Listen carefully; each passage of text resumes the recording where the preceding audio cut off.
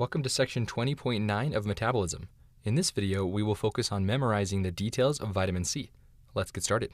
Our vitamin C story takes place on a pirate ship. You may have heard that pirates, or men and women out at sea for a long time, get scurvy. Scurvy results from a deficiency of vitamin C when you don't get enough fruits and vegetables while away at sea. This particular crew tries to be very careful not to get scurvy, so they focus on having enough vitamin C. Even their flag says vitamin C. Now, this main level of the ship will represent basic functions and the role of vitamin C. The upper deck, where the steering wheel is, represents vitamin C excess. And then items down below near the plank and in the water will represent vitamin C deficiency. Now, vitamin C is needed to make collagen. Notice here these guys are making a gin in a cauldron. You could say it's a cauldron of gin. Cauldron of gin for collagen. The most important ingredients they put in the cauldron of gin are fruits and vegetables. This big box of fruits and vegetables will help you remember that vitamin C is found in these foods. Fruit is notorious for containing high levels of antioxidants, and a component providing this antioxidant power is vitamin C. So when you think of fruit, think of vitamin C and its antioxidant ability. Notice this sign here that reads rough gin. To ensure these gin guys can produce adequate amounts of gin without being disturbed, the crew has blocked this area off with a wall, which you can see next to the sign. So the cauldron of gin and all of its products are made in this rough little compartment on the ship. The label rough gin in this compartment represents the rough endoplasmic reticulum, and the cauldron of gin stands for collagen. Now, hopefully, this will help you remember that collagen is produced in the rough endoplasmic reticulum. So again,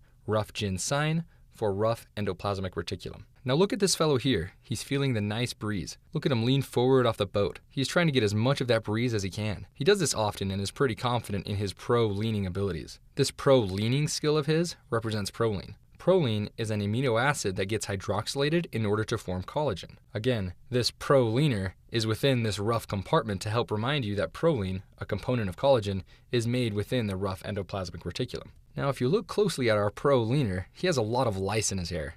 Like a nasty amount of lice that we can see it from here. Anyways, all of this lice represents lysine, which is also hydroxylated in order to produce collagen, just like proline was. So lice for lysine. See this pirate looking at a map with a big NE on it. On a map, NE stands for northeast, which is the direction these pirates are hoping to travel in. And for our purposes, NE will stand for norepinephrine. Now look at him smoke some dope. Smoking dope will help you remember dopamine. And the reason you need to remember dopamine is because dopamine beta hydroxylase requires vitamin C to convert dopamine to norepinephrine. So again, in order to get dopamine to become norepinephrine, you need vitamin C. Now let's look at these three workers ironing the clothes of the captain. Now the irons they are holding represent iron, and the fact that there are three of them represent iron in the 3+ state. In our bodies, iron gets absorbed from the intestines only when it is in the 2+ state. Now, vitamin C can reduce iron from the 3+ state to the 2+ state, so it can be absorbed into our bodies. Now look closely at this third iron. It was broken by a yellow rock. Now there are only 2 functional irons in this little ironing trio. This breaking of the third iron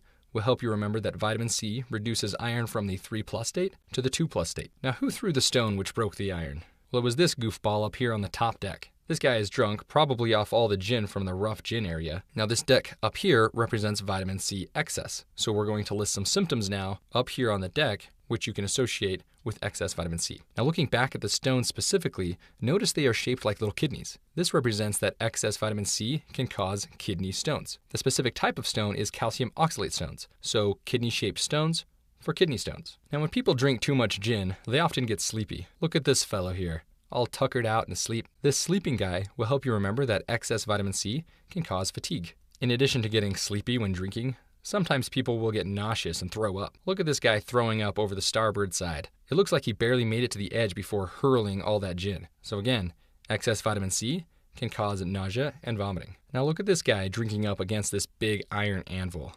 When people get too wasted, they sometimes make really bad decisions. Some way or another, a poor pirate got crushed beneath this giant iron anvil. This represents the fact that too much vitamin C can actually cause iron toxicity. Why would this happen? Well, we know that vitamin C is really good at reducing iron to the 2+ state, so it can be absorbed. So too much vitamin C can lead to too much iron. Absorbing too much vitamin C is especially problematic in patients who are predisposed to iron overload. Examples of these patients include those with hereditary hemochromatosis, or patients who receive frequent blood transfusions, such as sickle cell patients. And that's because blood transfusions have so much iron in them already. So again, crushed by giant iron anvil for iron toxicity. Now, it wouldn't be a pirate ship if someone wasn't forced off of a plank, right? Well, here you go. This fellow is getting punched off of the plank. This portion and everything lower in the water represents vitamin C deficiency. The man who received this punch now has a black bruise around his eye. This bruise will help you remember that easy bruising occurs with vitamin C deficiency. Now look at the corkscrew hair this guy has. Each hair looks like a little corkscrew,